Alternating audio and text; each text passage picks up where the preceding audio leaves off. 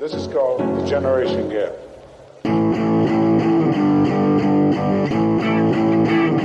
My generation, baby. Hi, this is Chase popping in to say hey before we get into the episode. There's clearly a lot going on in the world, and John and I send our love to all.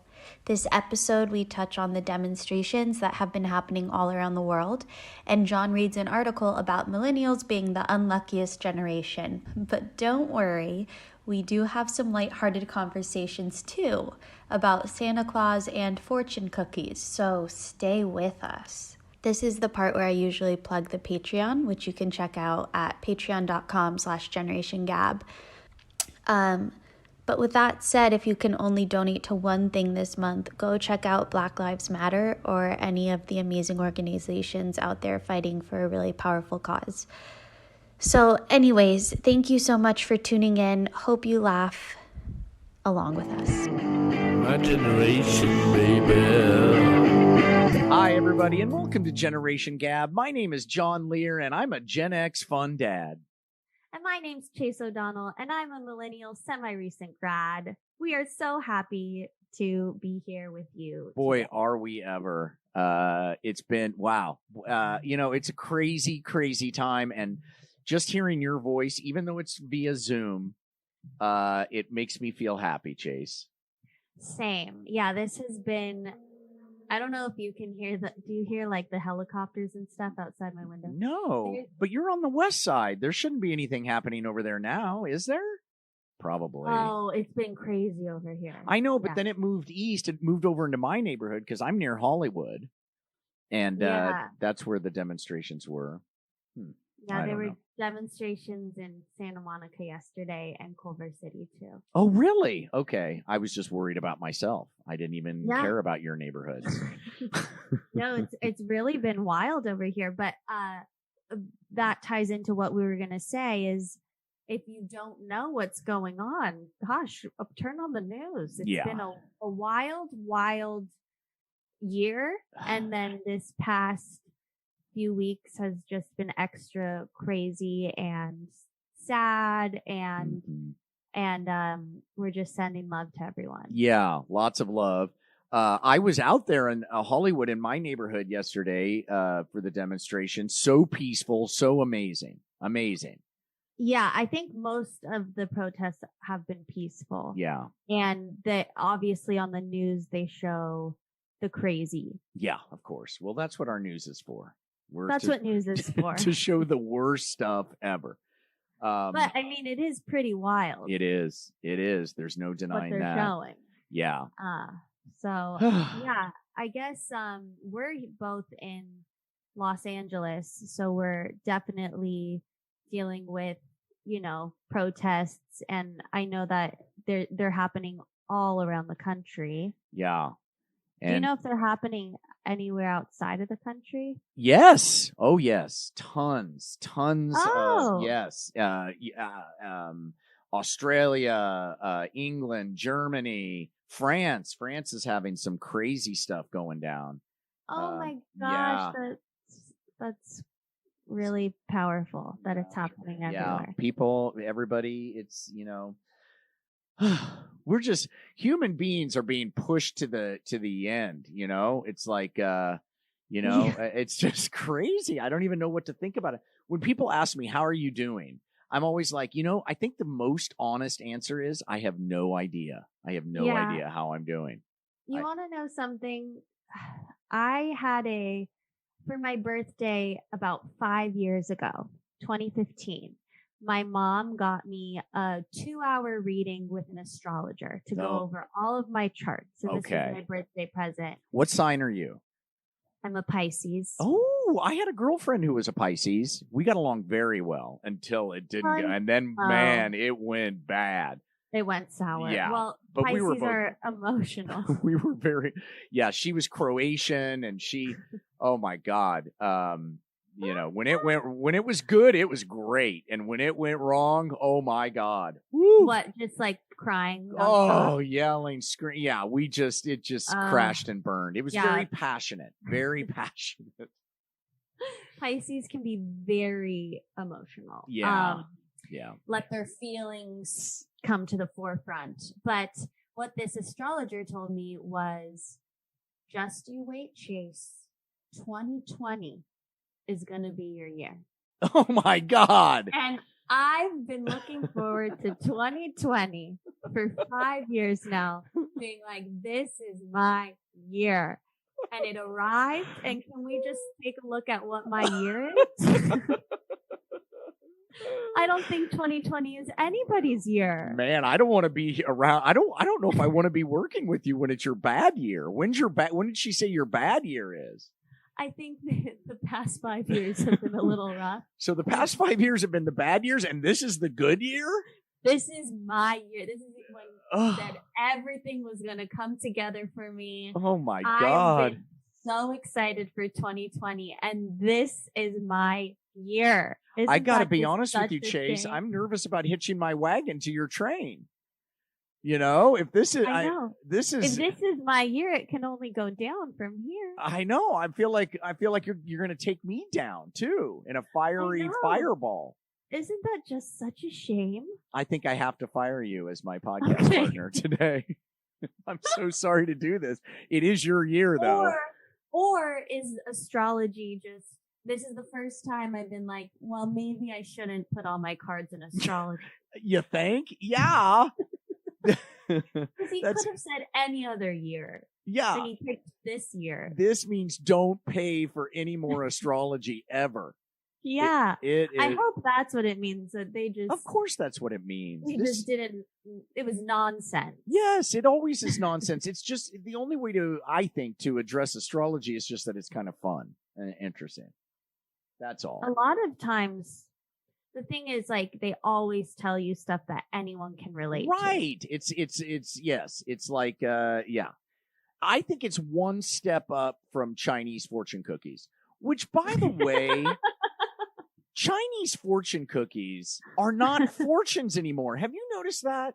Like, if I go to, Panda Express, my son loves Panda Express, and he only eats like 12 things. So, I'm at Panda Express quite a bit. And, the fortune cookies are not fortune cookies. They don't tell me my fortune. They just say, you have good people in your life, or you are a good friend, or things like that's not that's not a fortune. They don't even give me the numbers that I can play on the lotto anymore. What the hell happened to fortune cookies? You're so right. Do you know, when I was growing up and I would pick a fortune, I thought the fortune was being written the moment I picked it up, and it was just for me. Yes, right. Like the fairy, I'm a little nervous. There's no tooth fairy, right? And bunny rabbit and all that stuff. Yeah, I think I told you about how I found that out, though, right? Oh, do you right. remember? Right. It was all on the same day, and my mom just ripped off the Band-Aid. Yeah, what the hell was she doing there? I want to talk. Next time we have her on, I want to talk to her about that, because I want to see what. I think I've brought it up to her, and she goes, it was time for you to find out. I don't know. And I think I told you, but I think I told you that Hudson told a bunch, because we're Jewish. Hudson told a bunch of Christian kids in his third grade class that there was no Santa Claus. And third grade is, well, no, that's really young. That's young. He had I was like, what are you doing? And he was like, Dad, come on, everybody knows. I go, no, they don't. The Christian kids don't know. They don't know, Hudson. You can't. Hudson's just so wise beyond his years. But he should not be doing that. I'm anti that. Let the parents rip the Band-Aid off. Besides, Jews already have a bad enough name. Don't be going around spoiling Santa Claus to their kids. Yeah, but even when I was in first grade, the conversations I remember having at lunch would be kids sitting at the table and one girl saying, "Raise your hand if you still believe in Santa." And then you'd be shamed if you raised your hand. Jesus. God damn, that's harsh. Kids do talk about it young. Oh my. And they make fun of you if you still believe in it. Oh my God. I just think that's not terrible. Yeah. I think that's horrible. Yeah. So, well, anyway. But now anybody listening to this, they all know there's no Santa Claus. So if there's any kids, we just ruined it for them. Oh gosh. God damn it. Well, hey, good news. Good news. The curfew's been extended till 9 p.m. tonight. I just saw that. Oh. Yeah. So that's the first. yeah, there we go. It has been like 1 p.m. over here. Yeah, it's been early. It's been like, you know what? Just go back to bed. You're not going anywhere. They have said that, or tell me if I heard this incorrectly, but that this is the longest consecutive days of protest that has happened in history. I don't Even know. more I haven't. than Really? That surprises me if that's true. I get. I wonder. if it, you never know who to believe these days. Right. But- When in doubt, don't believe. That's the problem. If all of America just their first thing was to not believe rather than to believe. But God, we're so. I mean, that would help with the Santa Claus issue. True. Just don't believe. Don't believe. That just doesn't sound right to me because I remember in college the anti-apartheid demonstration. In college, the anti-apartheid demonstration was you would build shanties because that's how Black Africans were. They just it was a way to demonstrate the economic divide because of apartheid. And so they would build these shanties out of old plywood and boxes and things like that. And the students would like stay in them and hang out in them. And that was their way. So it was all of these white students at Northwestern and some black students. We had, it was overwhelmingly white, but surprisingly, there was a black contingent who also did it. But we marched a lot. But I remember those shanties being up for months and people doing stuff like every day. Wow. So okay. I don't know. So that might be fake news there. Yeah, or maybe you're getting some caveat that I'm not like the longest nationwide or in the longest. Do you feel like what's happening right now in the world has this been like, is this a repeat of something you remember in the past, or is this the first time something like this? This is very fresh. I feel like this is something new. The reason is because none of these demonstrations have permits. This is not like somebody planning the Women's March, next month, and we're all going to meet, and this is the route, and these are the speakers that we booked, and blah, blah, blah. This is totally grassroots, last minute. Nobody knows where it's going to be. Nobody knows when it's going to be. Even the people in it don't really know what the route is. And it breaks up into groups. And there's something so deep about this to me that I've never really experienced. I mean, I was around during the Reagan years when there was, it started that, I think that's when the tribal sort of divide began. I went to demonstrations because I'm a lefty and I was on that side, but nothing like what I'm seeing now. Were you in LA during the Rodney King riots? I was in LA during that like. Okay, that was just unbelievable. Unbelievable from the get-go. Just unbelievable that the cops got off from once it was announced. And it feels like it all ran together. There was the Rodney King riots. There was the mudslides. There was fires. There was the earthquake. There was the OJ thing. I guess the OJ thing was a little bit later. Anyway, it was all... listen, I was on drugs for most of that. All of that. So for me, but it was insane. However, the riots were not in the white neighborhoods. So this is different in that there's a much broader coalition going on now than was going on during the Rodney King riots. That felt like pure unfocused anger. This feels like focused anger. Did you feel like, so my mom was living in LA right at the start of the riots, and I was like 6 months. Oh my God, you're kidding me. Jesus. Well, I don't remember it. And London was, I guess, 2. And my mom having like 2 newborn kids. Yeah. She felt so unsafe because she'd be driving down the street and people would come up and bang on her car with us in the car. And she said it was so frightening that's when we moved to the suburbs. But, what neighborhood do you was she remember in? that? Where was she? Hancock Park. Huh. Okay, so I was in West Hollywood, and I had no interactions like that. Really? She said there's a story that we remember growing up with. She'd always tell us that she was in the car and her door was unlocked. And I don't know if this doesn't have to do with the riots. This was just how crazy LA was in the early 90s.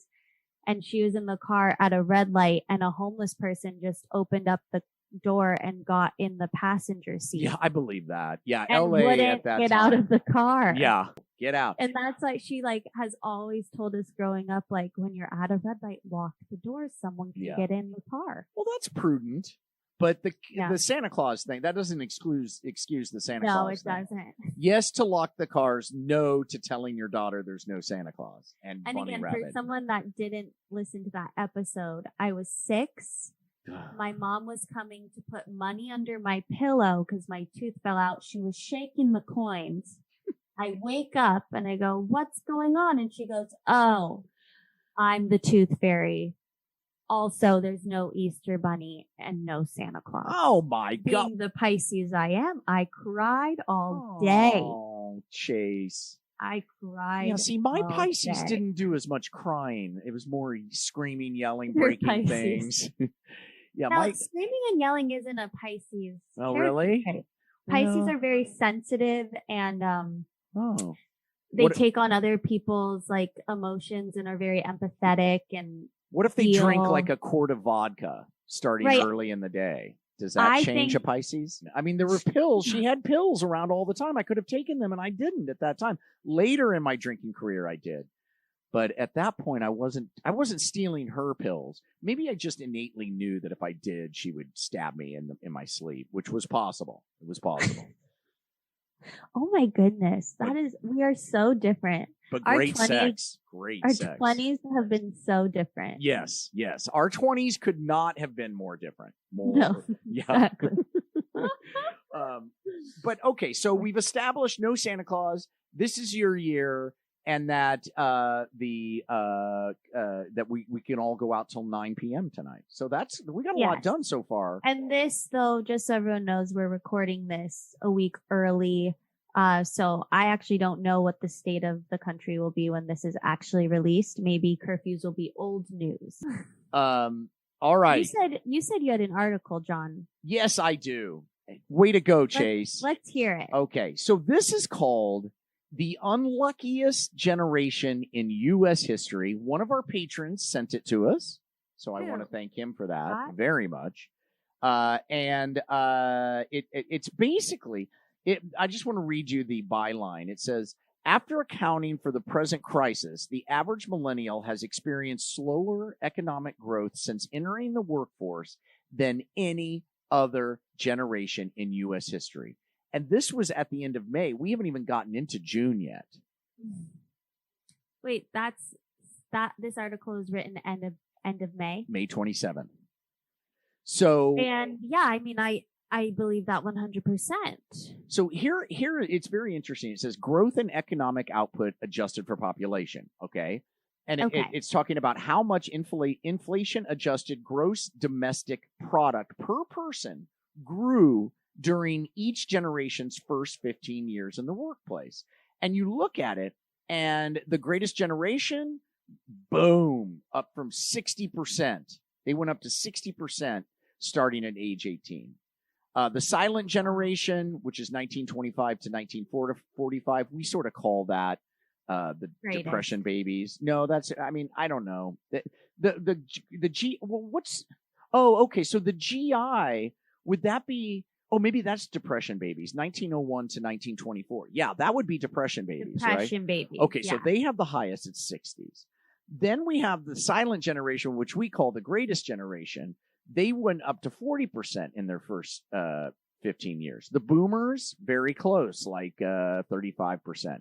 Progressive, a little less than that. That was the 1843 to 1859 generation. Was called the progressive generation. Oh, never heard of the progressives. That's interesting. Mhm. Then we have Gen X coming in.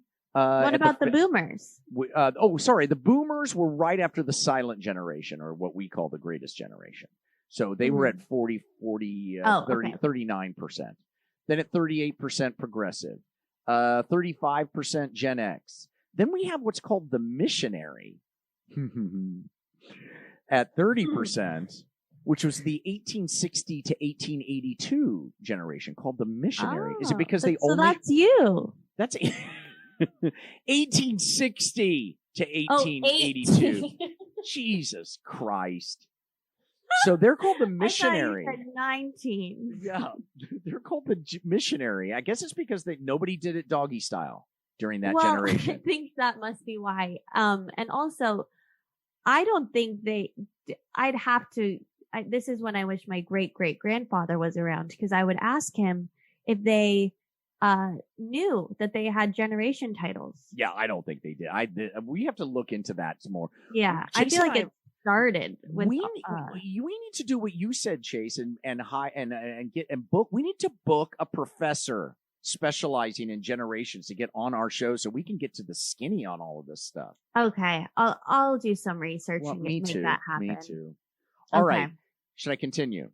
Yeah. At 20%, at 18 year, we have the transcendental generation. Who are these? We've never even heard of. I know, these isn't this great? Before. These obviously big meditators. Are they from the 1700s? 1792 to 1821, called the transcendental. Isn't that amazing? That's so fascinating. Now, coming in at 20% even flat is the gilded generation from 1822 to 1842, during the gilded year, the gilded generation. All right. I forget about these generations. Nobody cares. I forget that they even, had to make money once they graduated. That's right. Crazy. Then we have the lost generation coming in around 18%. I feel like should be the millennials. They're 1883 to 1900. That was the lost. Oh, that's a sad name. Yeah, but they had electricity. I mean, I'm kind of, Name those years again. 1883 to 1900. They had electricity. They had, it was starting. They had telegraphs. They had lots of, things were coming into their own. This is the generation. My grandma's dad was born in 1891. Okay, so he wouldn't be lost. Yeah, 1890. He would have only been 9 in the lost generation. I guess that would have been him, right? Maybe he would have been. He would have either been lost, or he would have been what do you call it? Gilded. One of the other. Gilded. No, Gilded was 1882 to. No, he would either be lost or he'd be. Wow, they don't really. I guess what's 1900? He doesn't belong to one. Well, the silent generation, which we call the greatest generation, was like at 1925. I don't know. Yeah, there's 5 years where nobody was born, apparently. All right. And then at the very bottom of all of these is the millennials, 1981 to 1996. Oh, I see what you were doing. Yes. You were going from who made the most to who made. In their first, from 18. The millennials are below the lost generation, the gilded generation. They have made less money than any generation in their first 15 years. I always thought it's because I majored in theater. I didn't think it was because we just had it so hard. No. In a weird way, it's it's the time to major in theater because everybody's screwed no matter what. So you actually did the right thing. You're right. It wouldn't have mattered. It wouldn't matter. Wow. For millennials who came of age back then, it's as if all the plodding expansions and jobless recoveries of their namesake epoch evaporated in a matter of weeks. It's like as soon as you guys came on the scene, it all went, all of it. Wow. Yeah. And who do we blame? The boomers? I don't know. I don't know how to blame them for this. But anyway, the losses aren't merely symbolic. This recession has steamrolled younger workers just as millennials were entering their prime working years. The oldest millennials are nearly 40, while the youngest are in their mid-20s. Millennial employment plunged by 16% in March and April of this year, our calculations show. That's faster than either Gen X or the baby boomers.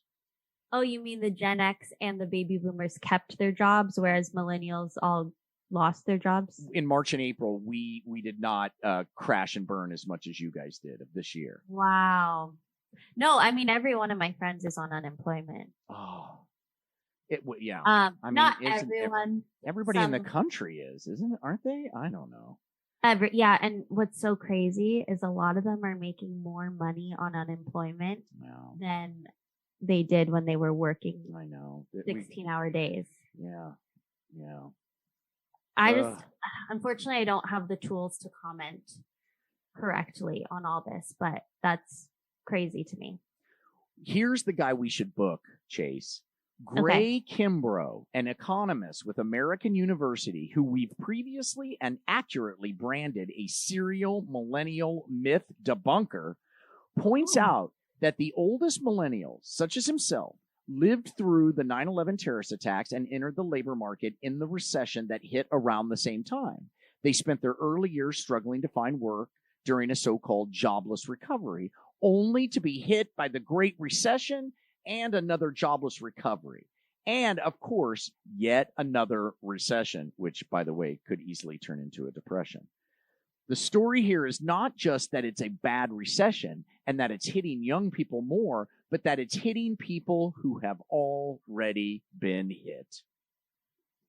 Wow. Let's get him on the show. We have screwed you on top of screwing you. Millennial employment recovered. Earnings never did. The Great Recession's effect on employment and earnings shown as different from their average level. And for Gen X and boomers, our jobs recover, our earnings recovered much, much more than millennials. So millennials are just the unluckiest generation. You guys are just, God hates you. Change in wealth since 1989 by age.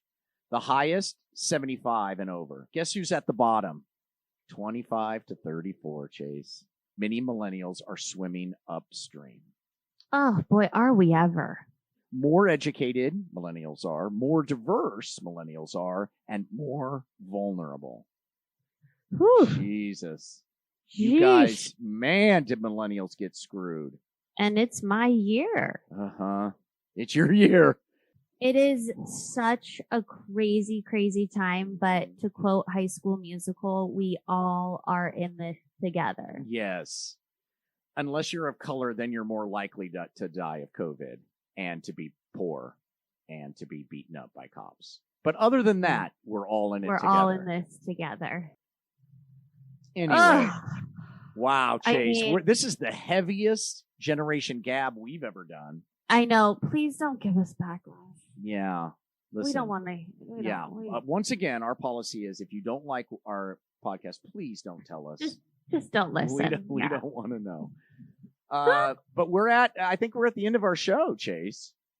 I think we are. This has just been so lovely chatting with you. Thank you for sharing the Unluckiest Generation article. Yeah, boy, are you guys screwed. It really wasn't news to me. Maybe, because this year sucks for you, and it's supposed to be your best year. But when we look at the numbers, you're not alone. This is the worst year for every millennial. Oh yeah, you're all going through the worst period. I mean, we all are, but I mean, you guys particularly because you've had no good periods. It certainly seems like. I think the 90s were really fun for us. Boy, I had a blast. The 90s were a good time. God, I had so much cocaine in the 90s. Everybody had it. Everybody. Not me. Oh, I did. God. But I was a child. But it's a horrible drug, It's just, it's a road to nowhere. When you're doing it, too, it's just going to end bad. It always ends bad because it has to end. See, if you just did cocaine and just did it forever, then it'd be a great drug. But you have to stop at some point because you run out of money or whatever. But isn't that how every drug works? Yeah, I don't know.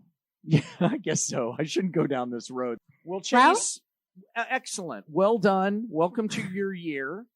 Thank you. We're going to track it. I think the second half of the year could be a little better. I do too. Chase and I had a big business meeting earlier today. It went really well. Ding, ding, ding. And so there you go. So, there's still 6 more months left of the year. It could turn around, but we'll see. We'll see. We'll see what happens. But regardless, we're going to be here. We're going to be here for you guys, and we're going to be here for each other.